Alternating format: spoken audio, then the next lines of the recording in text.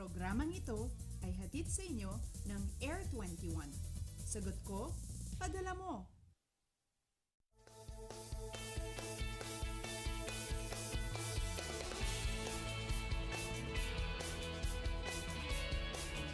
Good morning! Kamusta po kayo? At bangon na po tayo at umpisahan ng maagang araw ng Sabado. Ngayon na mainit ang panahon, for sure marami po sa atin na naghahanda na for outing kasama ang buong pamilya. Kaya naman sa mga mommies, habang inihahanda po ang gamit at pagkain, make sure ready rin kayo sa lagay ng panahon. Alamin po ang latest dito sa Panahon TV. Sa mga online, sabay rin kaming napapanood via live streaming sa www.ptv.ph. Mula sa Pag-asa Weather and Flood Forecasting Center, ako po ang inyong mga kasama, ang inyong weather body, Jessie Basco.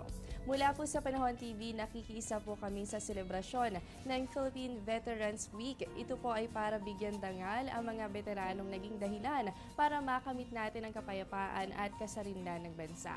Iikot naman ang aktibidad sa temang ipunla ang kagitingan sa kabataan, ihanda ang veterano ng kinabukasan. Bilang huling araw ng Philippine Veterans Week, idaraos ngayong araw ang sunset ceremony. Mamaya po yung alas 5 ng hapon sa libingan ng mga bayani sa Taguig City. At sa mga dadalo naman po sa naturang event, narito naman po nga asahang lagay ng panahon para sa Taguig. Ayon po sa Pag-asa, asahan dyan ang pagkakaroon ng fair weather condition. Ibig sabihin, posible po kayong makaranas ng mga pulupulong pag-ulan o pagkilat-pagulog. Kaya naman sa mga dadalo, huwag po natin kalilimutan ang pagdadala ng payong. Ang temperatura po dyan, ang lowest temperature ay nasa 24 degrees Celsius at ang highest temperature papali po yan sa 33 degrees Celsius. Kaugnay naman ito, may libreng sakay, handog po ang pamunuan ng MRT at LRT para po yan sa mga veterano. Hanggang ngayong araw na lamang po yan, from 5 a.m. to 9 o'clock p.m. Maaari po kayo magsama ng isa at magdala lamang ng valid ID. At ngayon naman po alamin natin kung ano nga ba ang mga weather system na umiral po sa ating bansa nitong mga nakalipas na araw. Narito po ang ating weekly weather recap.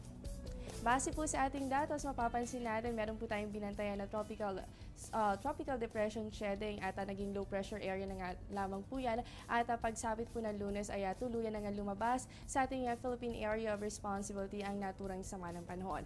At bukod po dito ay umiral naman ang easterlies o yung hangin mula sa silangan. Simula po yan ng araw ng Lunes hanggang kahapon araw ng Biyernes. Kaya naman nakaranas po talaga tayo ng mainit at maalinsangan na panahon. So mamaya, aalamin pa po natin kung ano nga ba ang weather system na iiral pa sa ating bansa sa mga susunod na oras.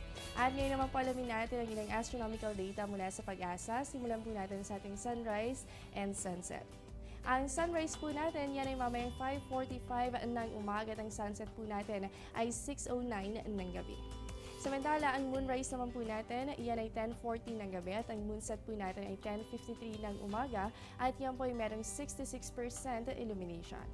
Sa ating phase of the moon, visible sa ating kalangitan ang last quarter moon. Tinatawag din ito bilang half moon o kaya naman po ay third quarter moon.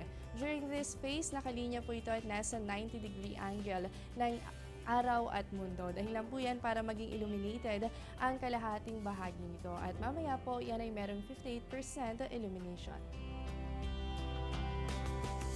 Narito naman po ang tidal prediction along Manila Bay courtesy of NAMRIA. Ang high tide po natin ay nasa 0.96 meters o 1:49 ng hapon at ang low tide po natin ay nasa negative 0.06 meters 11:36 ng gabi.